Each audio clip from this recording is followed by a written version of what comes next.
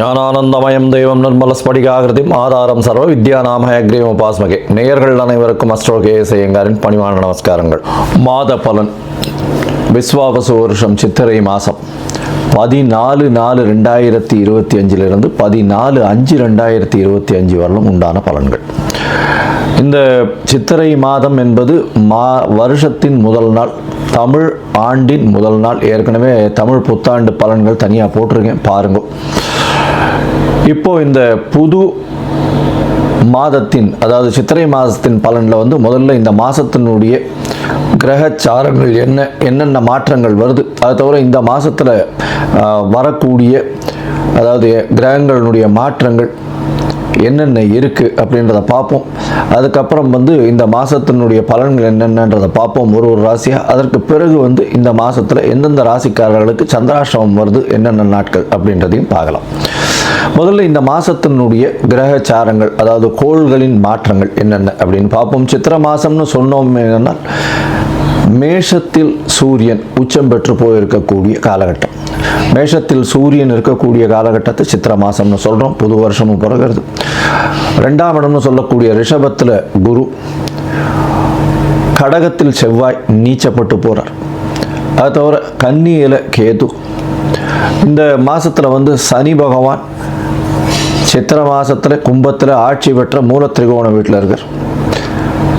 அது தவிர இந்த மாதத்தினுடைய 12வது ராசி, அதாவது மீனத்தில் ராகு, சுக்கிரன் மற்றும் புதன், இந்த 3 கிரகங்கள் இருக்கு. இந்த மாதத்தினுடைய மாற்றங்கள் என்னென்ன அப்படின்னு பார்த்தோமே, ஆனால் 26/4/2025 அன்னைக்கு ராகு கேது, அதாவது வருஷ கிரகங்கள்னு சொல்லக்கூடியது ராகு கேது 1.5 வருஷத்துக்கு ஒரு தடவை மாறுறது. மாற்றங்களை, அதாவது ராகு மீன ராசியிலிருந்து கும்பராசிக்கும், கேது கன்னி ராசியிலிருந்து சிம்ம ராசிக்கும் போகிற ராகு கேதுவினுடைய பெயர்ச்சி தனியாகவே போட்டிருக்கேன், பாருங்க. மேஷம் முதல் மீனம் வரை தனித்தனியாக போட்டிருக்கேன். அது தவிர பார்த்தோம்னா இந்த மாதம் 30/4/2025 அன்னைக்கு புதன் மேஷ ராசிக்கு போகிறார். அதற்கு பிறகு இந்த மாதத்தில் வரக்கூடிய இன்னொரு மாற்றம் என்ன அப்படின்னா, வருஷ கிரகமான குரு மாறுறார்.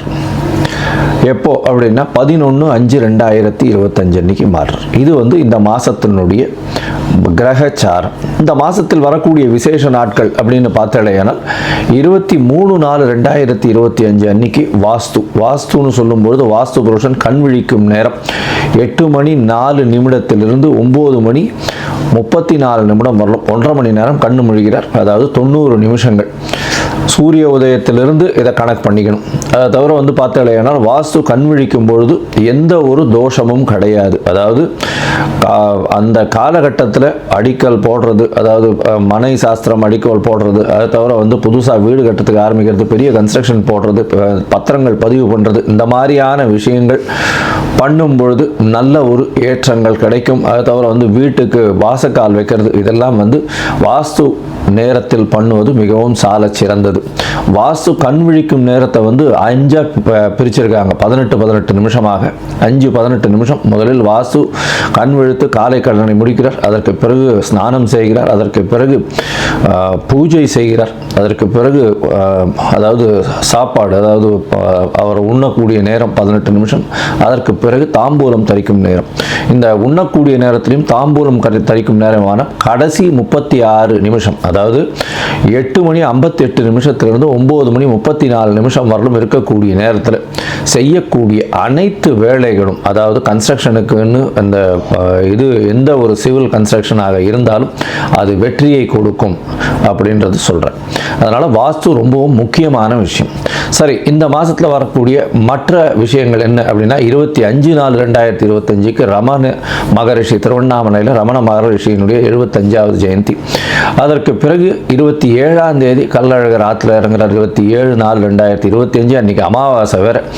அதற்கு பிறகு பார்த்தாலேயானால் 30/4/2025 அன்னைக்கு அக்ஷய திருத்தியை. அக்ஷய திருதினா வளர்பிறை திருதியை, அதாவது அமாவாசைக்கு அடுத்து வரக்கூடிய 3வது நாள் அக்ஷய திருதியை.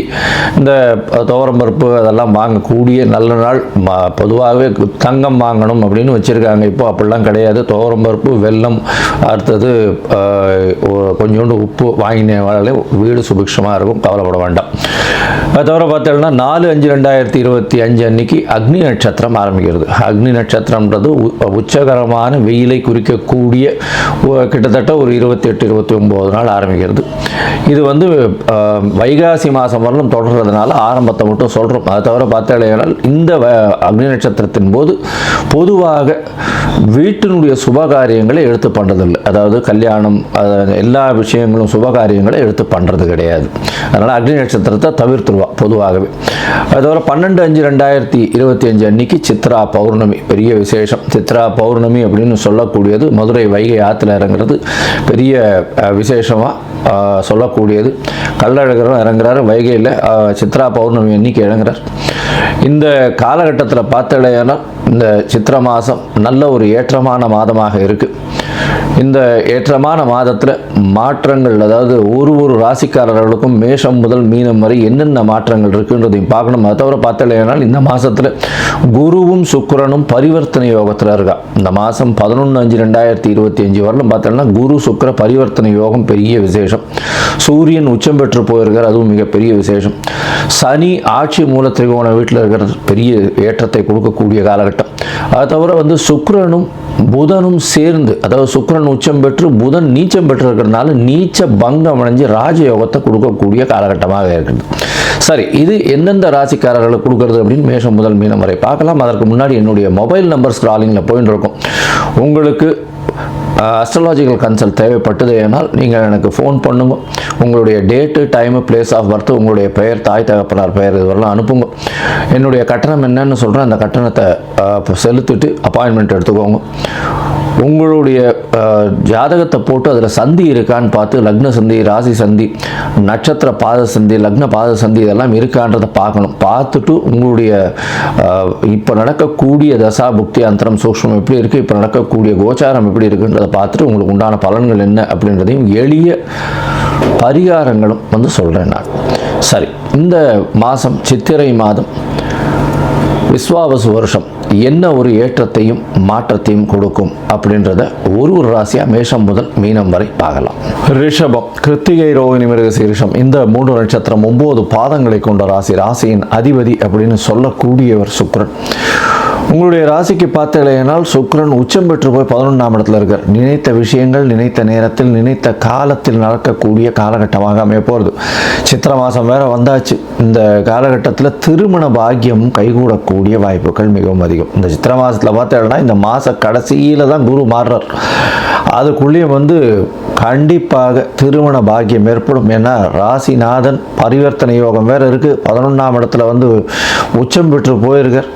நினைத்தது எல்லாமே நடக்கக்கூடிய அபிலாஷைகள் எல்லாமே நடக்கக்கூடிய காலகட்டம். 11ஆம் இடம்னு சொல்லக்கூடியது வந்து அபிலாஷைகள், உங்களுடைய நீங்கள் நினைக்கக்கூடிய விஷயங்கள் அனைத்தும் நடைபெற வேணும் அப்படின்னா 11ஆம் இடம் வந்து ரொம்ப ஸ்ட்ராங்காக இருக்கணும். பொதுவாகவே வந்து சூரியன், சந்திரன் இல்லைன்னா ராசிநாதன் வந்து உச்சம் பெற்று போயிருக்கிறதும் அந்த மாதிரியான விஷயங்கள் 11ஆம் இடத்துல நிகழ்ந்ததே ஆனால் அது ஒரு பெரிய ஏற்றத்தை கொடுக்கும். இந்த மாதம் பார்த்தோம்னா சித்திரை மாதத்தில் உங்களுக்கு பெரிய ஏற்றம். 11ஆம் இடத்துல உச்சம் பெற்ற சுக்கிரன் இருக்கிறது பெரிய விசேஷம். இதன் மூலியமாக இவ்வளவு நாளாக உங்களுக்கு எந்தெந்த தடைகள் இருந்ததோ நீங்கள் நினைச்ச காரியங்கள் எல்லாம் நடைபெறக்கூடிய வாய்ப்புகள் இந்த மாதத்தில் சித்திரை மாதத்தில் கண்டிப்பாக நடந்தே தீரும். கவலைப்பட தேவையில்லை. ராசியிலேயே குரு இருக்கிறதுனாலையும் சப்தமத்தை பார்க்கறதும் பெரிய விசேஷம். இதன் மூலியமாக பார்த்தேனால் கண்டிப்பாக திருமண பாக்கியம் ஏற்படும். எவ்வளோ நாளாக வந்து இந்த இளைஞர்கள் வந்து திருமணத்திற்கு பார்த்து கொண்டிருப்பவர்களுக்கு கண்டிப்பாக திருமண பாக்கியம் இந்த காலகட்டத்தில் அமையக்கூடிய வாய்ப்புகள் உண்டு. அது தவிர பார்த்தேனால் 5ஆம் இடத்தை குரு பார்க்குறார். குரு 5ஆம் இடத்தை பார்க்குறார். இதில் என்ன விசேஷம் அப்படின்னா 26 நாள் அன்னைக்கு கேது பயிற்சி ஆகிடுறார். ராகு கேது பயிற்சி ஆகுது. அதனால் 5ஆம் இடத்தை குரு பார்ப்பதன் மூலியமாக திருமணமான தம்பதியினர்களுக்கு இவ்வளவு நாளாக திருமணம் ஆகி குழந்தை இல்லாமல் இருந்தவர்களுக்கு இந்த காலகட்டத்தில் குழந்தை பிராப்தி ஏற்படக்கூடிய வாய்ப்புகள் நிச்சயமாக உண்டு. இதை தவிர உங்களுடைய ராசிக்கு பார்த்தேனால் 3ஆம் இடத்துல செவ்வாய், அதாவது உங்களுடைய ராசிக்கு சப்தமாதிபதி 3ஆம் இடத்துல முயற்சி ஸ்தானத்தில் போய் உட்காந்து நீச்சம் படுறார். இந்த காலகட்டத்தில் பார்த்தேன்னா வெளிநாடு வெளியூர் போகக்கூடிய வாய்ப்புகள் நிச்சயமாக உண்டு. 12ஆம் அதிபதி 3ஆம் இடத்துல போய் இருக்கிறது பெரிய விசேஷத்தை கொடுக்கக்கூடிய காலகட்டம். இதை தவிர இதில் கலைத்துறையில் இருக்கிறவங்களுக்கெல்லாம் பெரிய ஏற்றம் கிடைக்கும். புதுசாக ப்ராஜெக்ட்ஸ் போடக்கூடிய வாய்ப்புகள் நிச்சயமாக உண்டு. பால் சம்பந்தப்பட்ட தொழிலில் இருக்கிறவங்களுக்கு பெரிய ஏற்றத்தை கொடுக்கும். தண்ணீர் சம்பந்தப்பட்ட தொழில்கள், அதை தவிர இந்த ஆடை, வெண்ணிற ஆடைகள், ஆடை உற்பத்தியில் இருக்கிறவங்களுக்கெல்லாம் பெரிய ஏற்றம் கிடைக்கக்கூடிய வாய்ப்புகள். மருத்துவர்கள், அதுவும் இந்த சுக்கிரன் சம்பந்தப்பட்ட மருத்துவத்துறைன்னு சொல்லக்கூடியது, இந்த நகாசு வேலைகள், அழகு கலை, அந்த மாதிரியான விஷயங்கள், இந்த ஃபேஷியோ மேக்ஸிலரி சர்ஜரிஸ்ன்னு சொல்லக்கூடிய முகத்தை சீரமைக்கக்கூடியது, இதெல்லாம் பெரிய ஏற்றத்தை கொடுக்கக்கூடிய வாய்ப்புகள் மிகவும் அதிகம். ராசிக்கு 11ஆம் இடத்துல பார்த்தேனால், அதாவது சுக்கிரனோடு சேர்ந்து புதன் இருக்கார். உங்களுடைய ராசிக்கு 2, 5 அதிபதி, அதாவது 2ஆம் அதிபதினு சொல்லக்கூடிய ஒரு தன வாக்கு குடும்பஸ்தானத்தின் அதிபதி. அவர் நீச்சப்பட்டு போயிருக்கார். இருந்தாலும் நீச்ச பங்கம் அடைகிறார். ஏன்னா கூடவே சுக்கிரன் உச்சம் பெற்று போயிருக்கிறதுனால நீச்ச பங்கம் அடையக்கூடிய காலகட்டமாக அமைகிறது. இதன் மூலியமாக பார்த்தேனால் பணவரவு அபரிமிதமாக இருக்கக்கூடிய காலகட்டம். வெளிநாடு வெளியூர் வெளிமாநிலம் செல்லக்கூடிய வாய்ப்புகள் உண்டு. திருமணமான தம்பதிகளுக்கு குழந்தை பாக்கியம் உண்டாகக்கூடிய காலகட்டமாக அமையும். 10ஆம் இடத்தில் உங்களுக்கு சனி பகவான் ஒரு 10 நாளில் பார்த்தேன்னா ராகுவும் சேர்ந்து வரும். தொழிலில் அபரிமிதமான ஏற்றம், அதாவது வெளிநாடு போயிட்டு வரக்கூடிய வாய்ப்புகள், அதுவும் இண்டஸ்ட்ரீஸ்லாம் வச்சிருக்கிறவாளுக்கெல்லாம் பெரிய ஏற்றம் கிடைக்கும். உங்களுக்கு கீழே அடிபணிஞ்சு வேலை செய்கிறவாள் நம்பர் ஆஃப் எம்ப்ளாயீஸ் அதிகம் பண்ணுவீங்க. இப்போ 10 பேர் வச்சுருக்கீங்கன்னா ஒரு 50 பேர் 100 பேர் ஆக்கக்கூடிய வாய்ப்புகள் மிகவும் அதிகமாக இருக்கும். ஏன்னா ராகுவே போய் 10ஆம் இடத்துல போய் உட்கார்ற பெரிய ஏற்றத்தை கொடுக்கக்கூடிய காலகட்டமாக இருக்கும். மேன் பவர் மேனேஜ்மெண்ட்டில் போகக்கூடிய வாய்ப்புகள் இருக்கும். மேன் பவர் மேனேஜ்மெண்ட்டாக நீங்கள் மேனேஜராக இருந்தீங்கன்னா அதை விட சீனியர் மேனேஜராக போய் இன்னொரு 20 பேரை கண்ட்ரோல் பண்ணுறதுக்கு உங்களுக்கு தகுதியை கொடுத்துட்டு போகக்கூடிய வாய்ப்புகள் நிச்சயமாக உண்டு. மொத்தத்தில் பார்த்தேனால் இந்த ரிஷபராசிக்காரர்களுக்கு உடல்நிலையில் நல்ல ஏற்றம் இருக்கக்கூடிய காலகட்டம். படிக்கக்கூடிய மாணவர்களுக்கு நல்ல ஒரு ஏற்றம் இருக்கக்கூடிய காலகட்டம். இருந்தாலும் 26ஆம் தேதிக்கு மேலே 4ஆம் இடத்துல கேத்து வர்றதும் 4ஆம் அதிபதி 12ஆம் இடத்துல மறைஞ்சு இருக்கிறதுனால மறதி கொஞ்சம் அதிகமாக இருக்கும். விநாயகரை வழிபடுவது நல்லது. உங்களுடைய ராசிக்கு குழந்தை பிராப்தி ஏற்படக்கூடிய பாக்கியம் உண்டு. புதிய திருமணத்திற்கு பார்த்து கொண்டிருப்பவர்களுக்கு திருமணம் ஏற்படக்கூடிய வாய்ப்புகள் நிச்சயமாக இருக்கு. 11ஆம் இடத்தின் அதிபதியான குரு உங்களுடைய ராசிநாதனும் பரிவர்த்தனை யோகம் பெறுறது பெரிய விசேஷம். நினைத்தது எல்லாமே நடக்கக்கூடிய காலகட்டம். தொழிலில் அபரிமிதமான ஏற்றம் கிடைக்கும். சொந்த தொழிலில் நிச்சயமான வெற்றி உண்டு. அதை தவிர பார்த்தேனால் உங்களுடைய ராசிக்கு சப்தமாதிபதி 3ஆம் இடத்துல நீச்சப்படுறதுனால பார்ட்னர்ஷிப் தொழிலில் சிறு சிறு பிரச்சனைகள் இருக்கக்கூடிய வாய்ப்புகள் நிச்சயமாக உண்டு. தந்தையின் உடல் நலத்தில் நல்ல ஒரு ஏற்றம் இருக்கக்கூடிய காலகட்டம். பொது காரியங்களுக்குன்னு அதிகமாக செலவு பண்ணக்கூடிய வாய்ப்புகள் நிச்சயமாக இருக்கும். இந்த மாதத்தில் நீங்கள் ஒரு தரமாவது அருகில் இருக்கக்கூடிய இந்த ஸ்ரீரங்கம் கோவிலுக்கு போயிட்டு தாயாரை சேவிச்சுட்டு வாங்க. ஸ்ரீரங்கநாதனை போய் சேவிச்சுட்டு தாயாரையும் போய் சேவிச்சுட்டு வர்றதுனால உங்களுக்கு உண்டான எல்லா வித ஏற்றமும் மாற்றமும் இந்த மாதம் நிச்சயமாக வரும்.